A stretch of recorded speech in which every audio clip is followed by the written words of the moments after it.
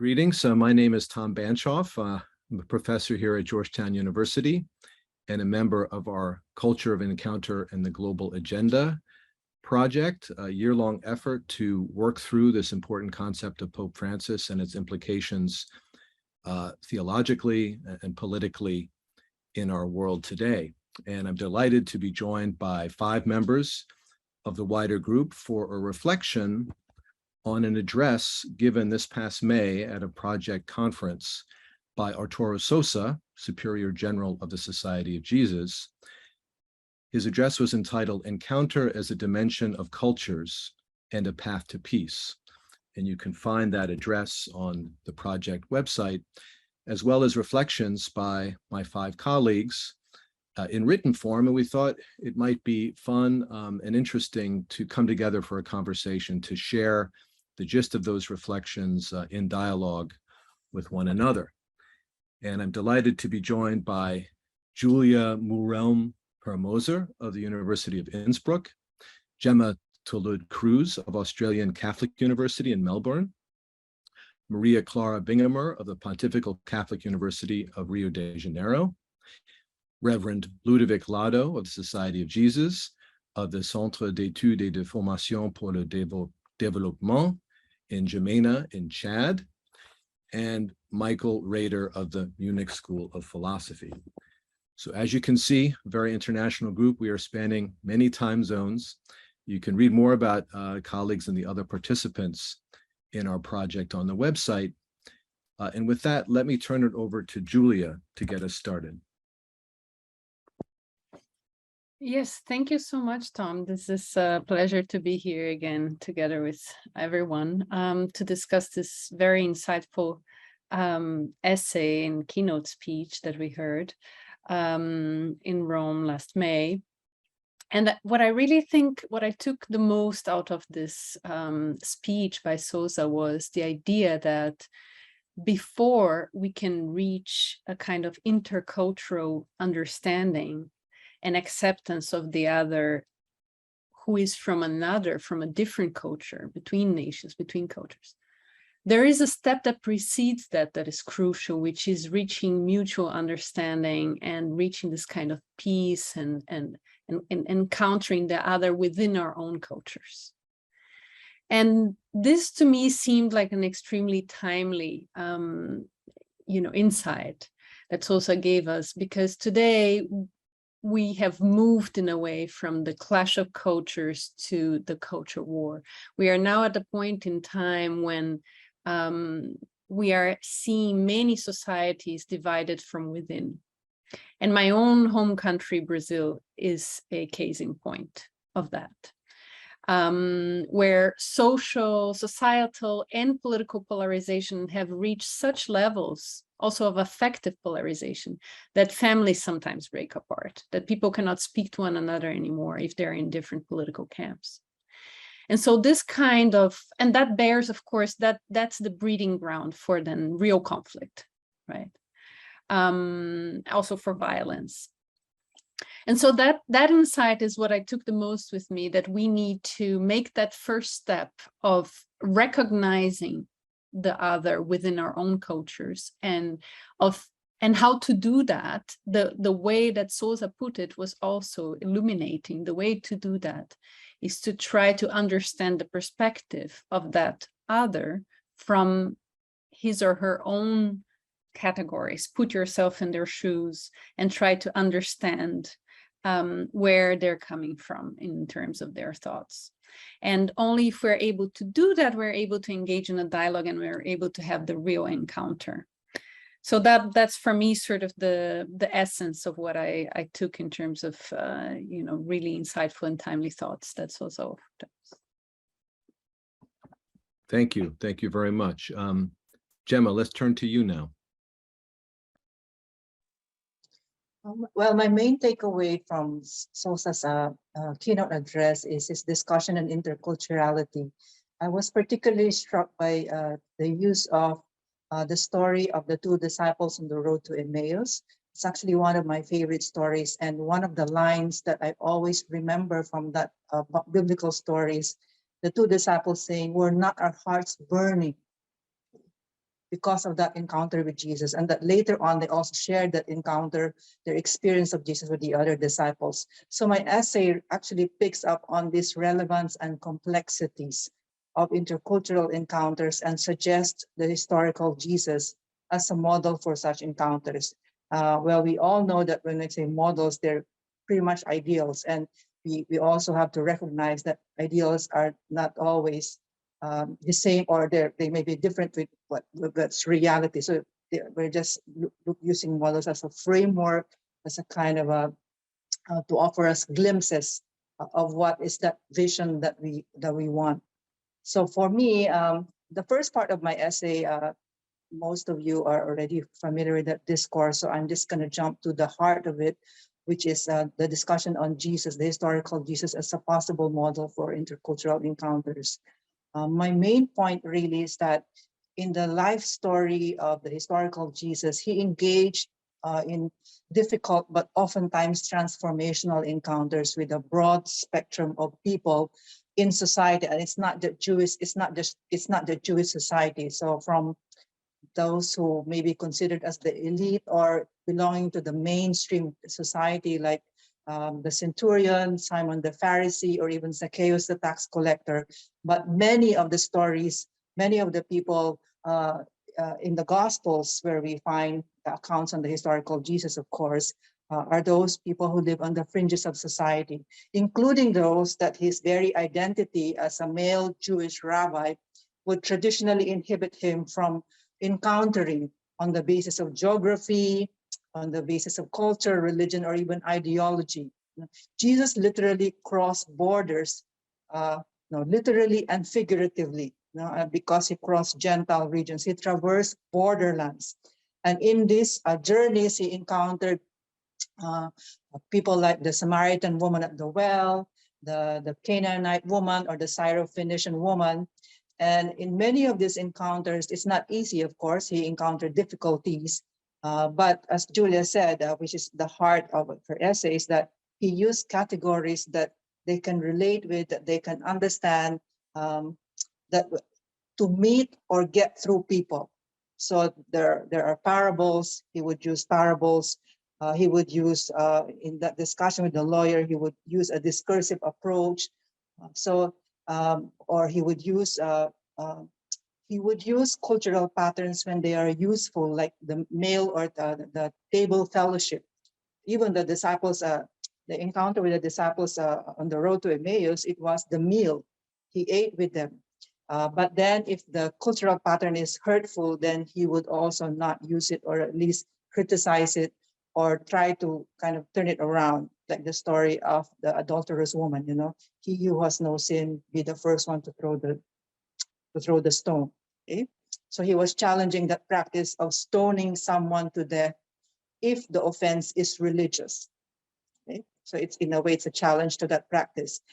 And also, Jesus tried to approach intercultural situations with wisdom, grace, and sensitivity. Within these encounters, I think we will find some principles of intercultural communication, like humility, affirmation, and vulnerability. And the main example I shared, I used in my essay, is the Jesus encounter with the Canaanite woman, or the Syrophoenician woman.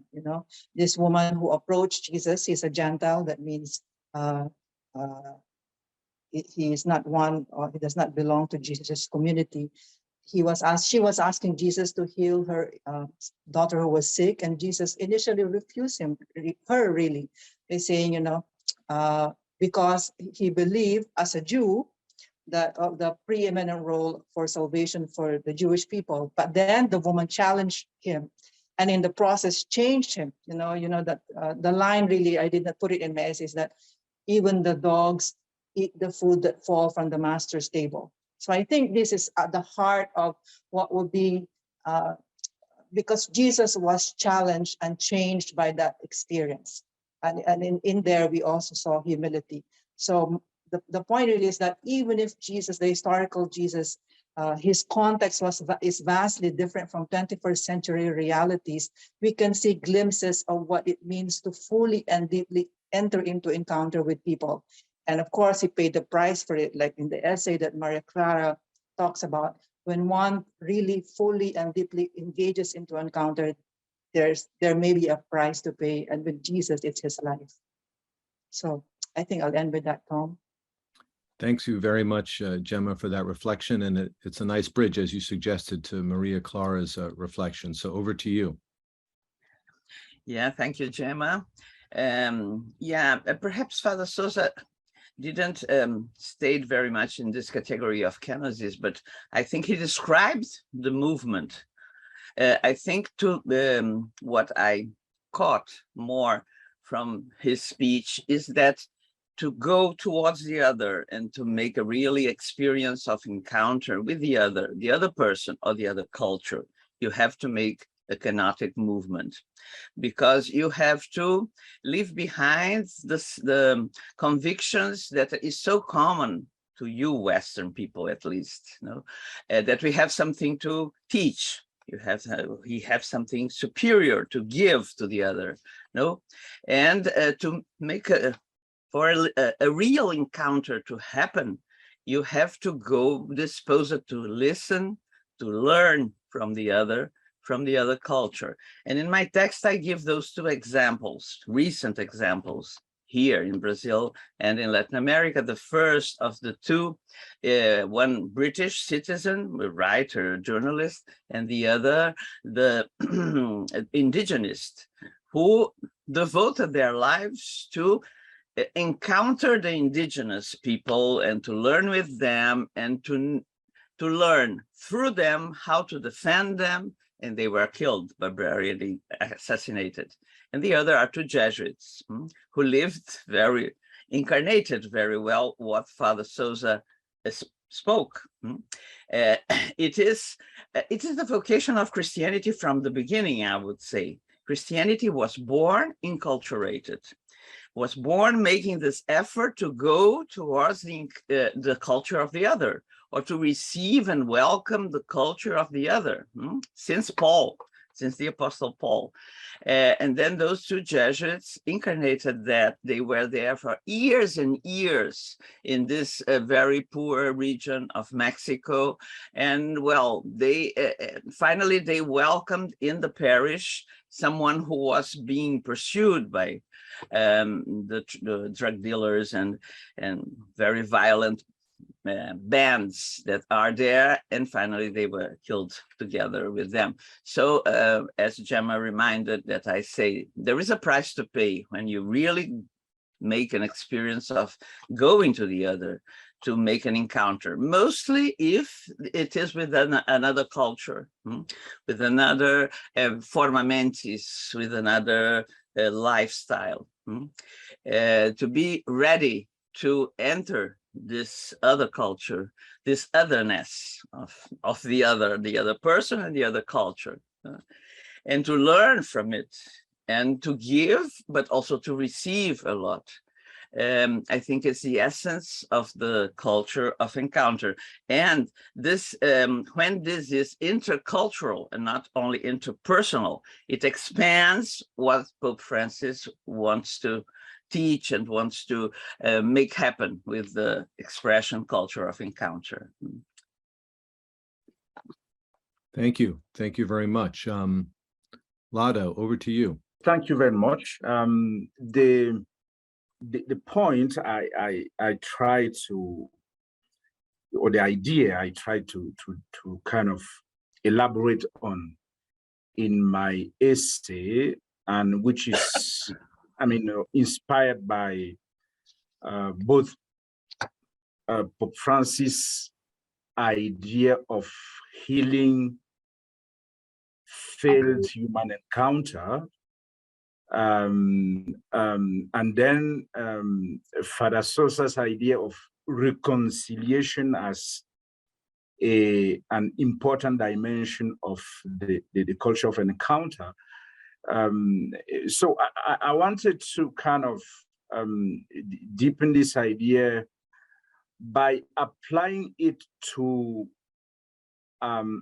our own experience, both collective and individual, of failed human encounters on the African continent. I mean, when you look at the history of the African continents for centuries, it has been marked by, you know, a number of failed human encounters. So whether you're talking about slavery or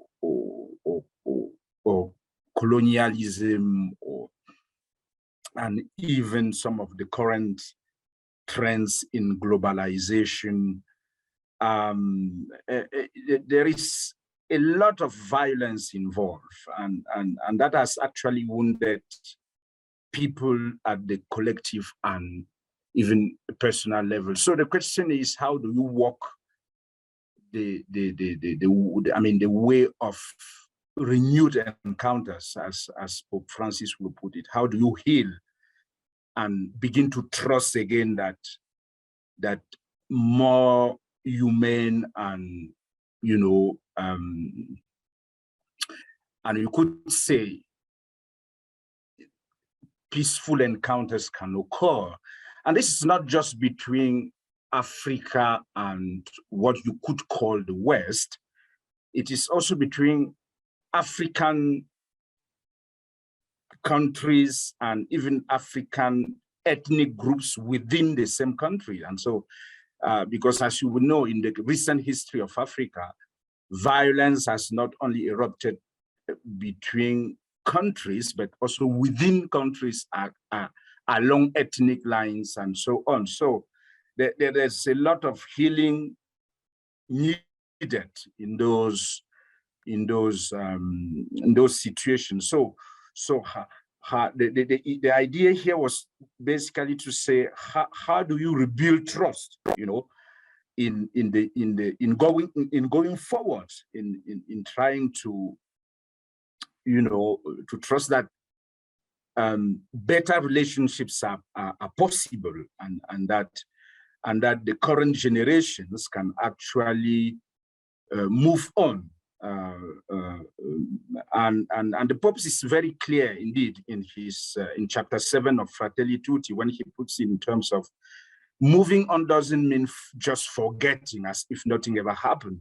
It's actually facing the violence and trying to come to terms with it, and then from there build on new relationships. So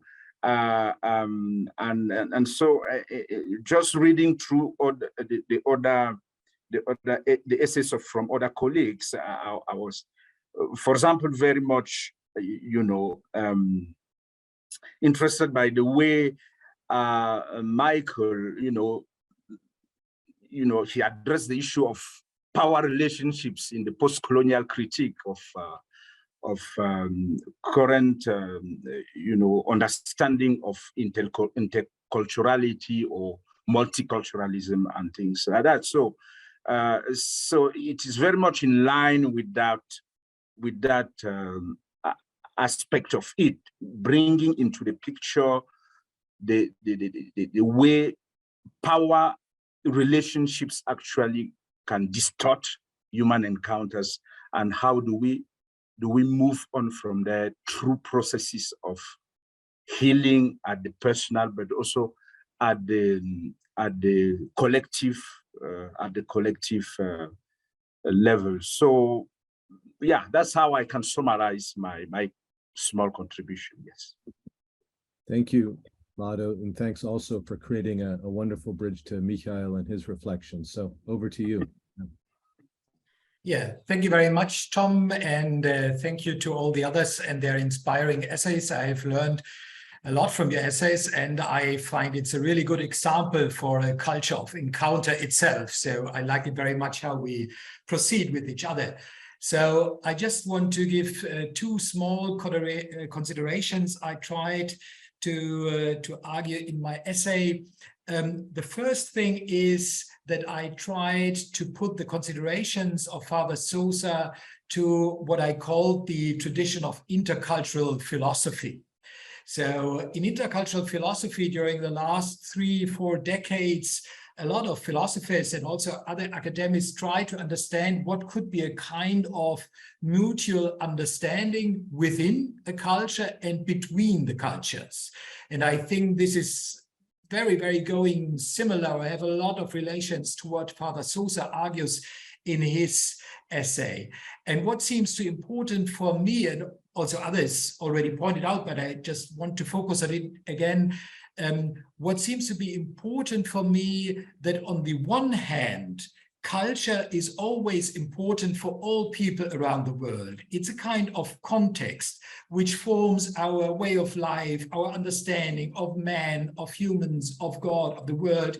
And so it's a really important context we should consider.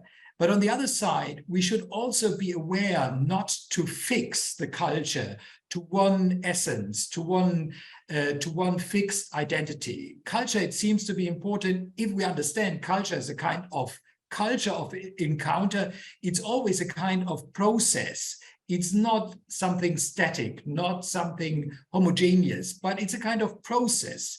As Maria Clara says, we have to listen. It's a kind of kenosis. We have to do it again and again to reflect our own position and to be involved in this process. And this seems to be important within each culture and also between the cultures. And I think this dialectical perspective is important in Father Sosa's essay, and intercultural philosophy could help to clarify and reflect it a little bit.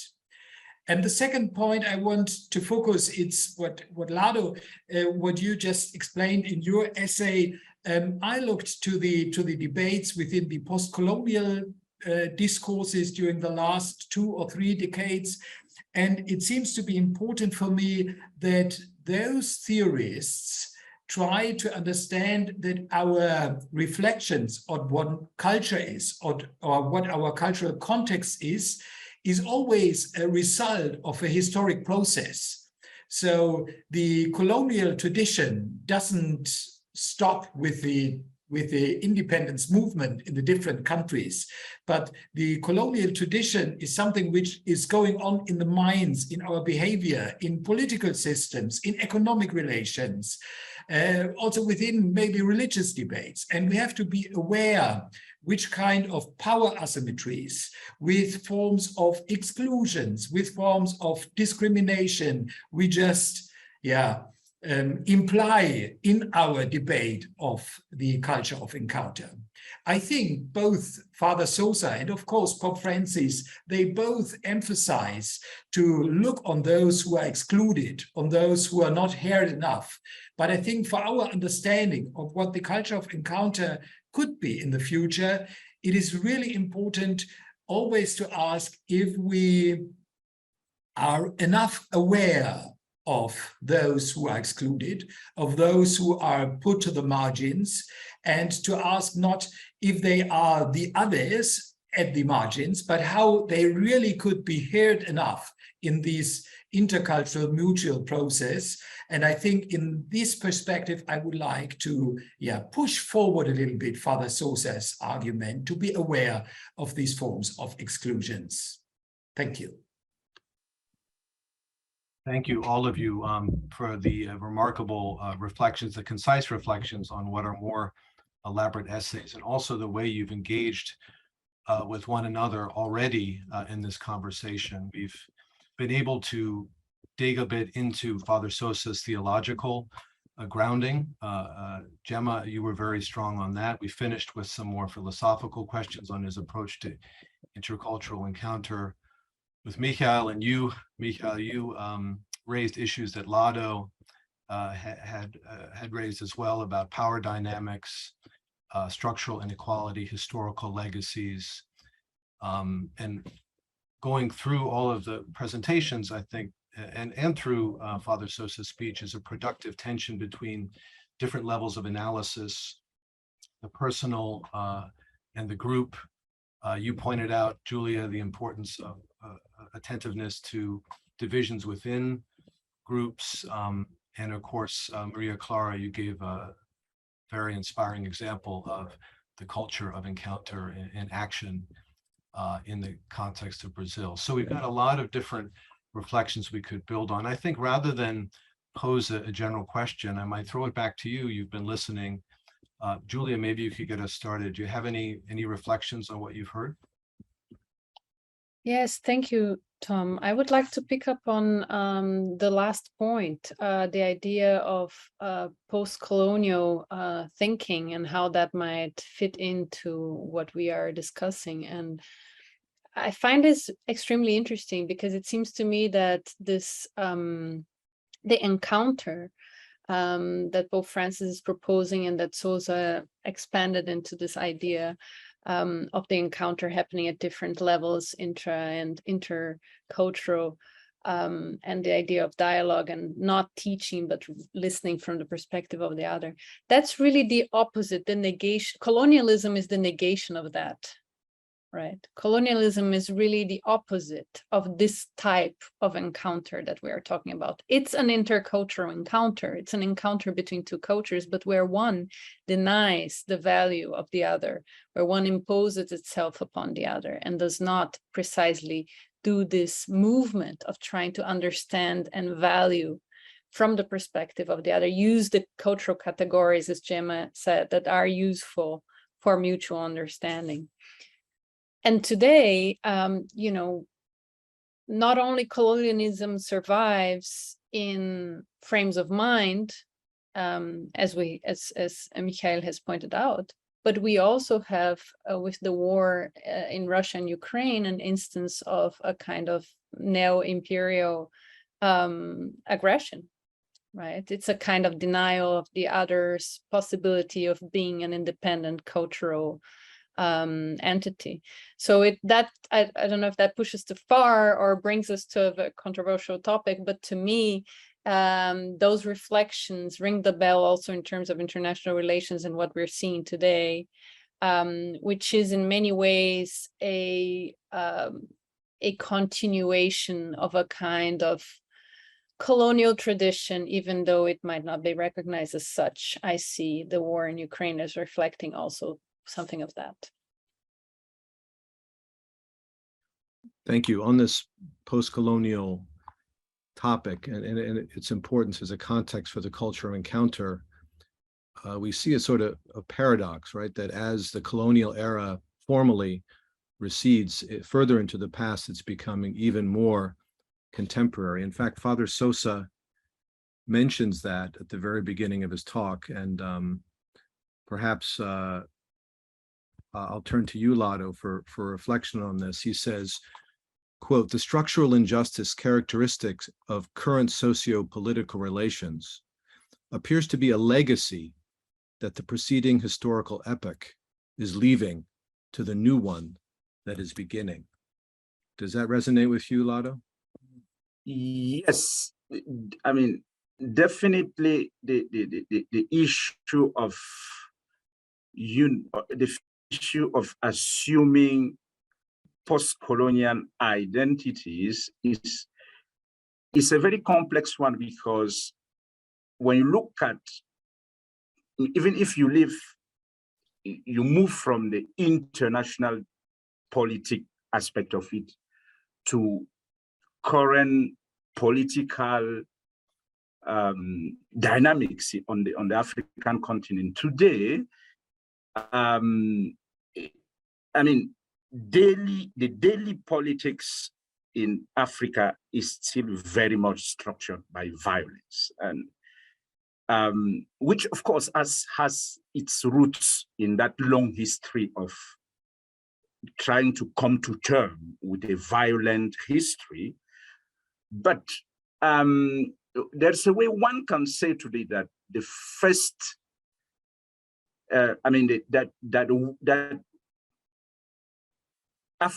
Africa itself, if to talk mainly about Africa, which I know best, that again, we don't actually know how to encounter ourselves within Africa itself, and that's why there's this permanent, persistent question about why is it that coming out of a long history of colonial violence, we have not been able, as Africans ourselves, to heal from that violence and and put an end to the politics of violence, current violence, which means that, again, there are wounds which are not yet healed, and that makes the perpetuation of violence, even from between Africans, possible. And of course, you can also extend that to what Julia was talking about. If you bring that into the geopolitics at the international level, it even makes things worse, because that colonial structure is still somehow in the way international politics is currently, deployed or experienced. So that's what I can share for now. Yes. Thank you. Thank you. Perhaps some other reactions to the conversation thus far, Gemma? Well, Julia reflected on the levels of encounter. My own reflections while listening to our colleagues, to everyone, and also going back to the conversations we have had, the interview, the other conversations. My reflection is on context, because I think that context shapes the strategies, the processes, and even the fruits of the encounter. I was very struck really with the story of the Jesuits, Maria Clara, in your paper, and of course the British journalist. He was all over the news. I've heard the news even before I read your paper, and for me, that is the fruit of the encounter because of the context. It's a context of social injustice, of environmental issues. But then also from my own experience over the years here in Asia of dialogue with other religions, because I'm kind of wrestling with this. Sometimes there's a relationship, there's a connection, of course, but they can be contrasted, like kenosis as self-emptying. But at the same time, I mentioned in my essay, identity flexibility. In the story, in the context of social injustice, the encounter can be about kenosis, about emptying to the point of death. But in other encounters, like cultural or interreligious dialogue, there's the challenge to be true to your identity, not to give up on your identity, but to be flexible about it. That whole thing of, how can I enter into a dialogue if I am not familiar with my own identity, or I am not convinced with my own identity? So I think I'm really thinking a lot more about that this culture of encounter is really, like Michael said, is really quite complex, because there are many forms of encounter. And for me, it's the context, maybe I shouldn't use the word the context, but context really is key also to unpacking the layers, the phases and the facets of the encounter. So if it's in the context of social injustice, there may be a price to pay, but in the context of me sitting with a person from another religion or another culture, there's that challenge also to be at home with my identity, to be able to encounter or engage the other about my own identity. So that identity flexibility. So it may not be self-emptying. So that is just my own thinking. So it's percolating, but that's where I am at the moment. Well, it's all percolating. This is definitely an interesting, engaging topic, and all our thoughts are developing. Maria Clara, did you have any further reflections on hearing the colleagues? Yes, I would like to come back to something that Lado said and another thing that Michael said. Lado spoke, it's not only a encounter between cultures, but within the cultures, there are also difficulties for the encounter. There are closeness and not listening and violence, etc. And I thought how much this is true. And I think we have to face, for instance, our own church. We are very much divided. There are conservatives, progressives, and theoretically we are together, but sometimes we don't come to encounter the brother or the sister who is part of the same religious group that we are, the same church that we belong. So these internal divisions, the encounter within the family, for instance, always we are called to make an effort to make this movement, to listen to the other, to go to the other, and to really encounter the other. And well, and Michael put a question that has to do with that, the exclusion, you know, and the exclusion. And I think this is one of the most impressive teachings of the gospel. Jesus not excluding anyone from the table, not excluding anyone from the kingdom of the Father, showing and announcing a God that is not the God of merits, but it's the God of mercy, the God that wants the sinners, the prostitutes, the thieves, the publicans, everyone at his table, and building together the kingdom, encountering each one with the differences, everything. Even the group of disciples, we can see these differences too. Jesus making an encounter with people so different as Peter and John and Judas, etc. So I think that's a little bit also what Pope Francis said from the beginning of his pontificate. Since Aparecida, the meeting, the fifth conference of the Episcopate in Latin America, he was the chief of the writing committee. He had, we feel his influence, exhorting that Latin America is a divided continent and it has to learn how to encounter. And faith is not an idea, it's not a theoretical formula, it is an experience of encountering Jesus, and through him to encounter the others, etc. So I think as Pope, he made one of the most, one of the key things, key impulses of his pontificate, this culture of encounter. But I think Father Sousa essay and your essays are showing me more and more that this culture of encounter has many levels, many perspectives, and all of them are important, and we have to learn a lot on that. That's what I got. Thank you.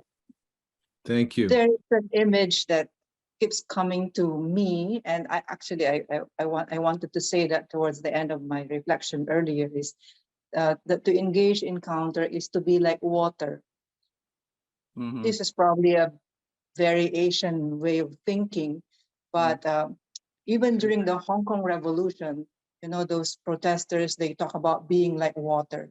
You know, you take the shape or the vessel of what the situation presents. And I talked about context earlier.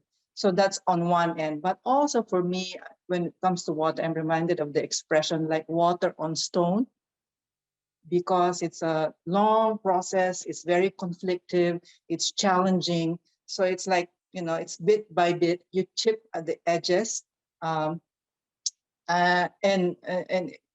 it reminds me of Father of Gallagher's paper, that culture of encounter can also really be framed as soft power in that sense, to the extent that it's like water and stone, and that it can transform the context, it can transform people, it can transform relations. That's the way of the water, really. So, yeah. Thank you. Thank you, Gemma. That's a wonderful and powerful image. Last word to you, Michael. Yeah, thank you all for your inspiring contributions. And I would totally agree with you, Maria Clara, that it's a kind of multi-dimensional process. We should not fix to only one level. And maybe just to emphasize, maybe we should also be always aware of two dangers in this multi-dimensional process. The first is that we come from a context, and sometimes, or maybe not only sometimes, even maybe often, we tend that we know what the context of the others is exactly. And this is a kind of danger if we talk about the others as something fixed, as something which we know in total. Because this process of the others just stops these multidimensional open process. Then we are talking about what the Islam is or what the Africans are. In philosophy, we have a big debate about what the African philosophy is. And of course, it's a little bit, it's reducing, it's always reducing, and it is not emphasizing the mutual difference, plurality, and the fruitful openness of the different cultural traditions. And the last thing I just want to emphasize, and maybe it's really connected with what you, Gemma, says about this picture, this image of the stone and the water. We should always be aware that there will always be conflicts. There will always be people or groups who say, we don't want to be part of the culture of encounter. There's violence, there are conflicts, and we have to try to deal with it. And we should not be frustrated. We should not resignate. The idea of what Pope Francis and also Father Sosa says, in my eyes, is we should start again and again. We should start every day and should try to find new pathways. Try another perspective, try another way. And this is the culture of encounter. It's not only one highway to heaven, it's a multidimensional way. And we should try to find it every day, again and again. Well, thanks, Michael. That's a great note on which to end, reminding us that we're part of an ongoing conversation about the culture of encounter. Thank you for your reactions to Father Sosa's speech. As you can see, it led us in many different directions, many questions to pursue as part of this project going forward. Really appreciate your time and energy on the project and on this conversation today. So thank you very much.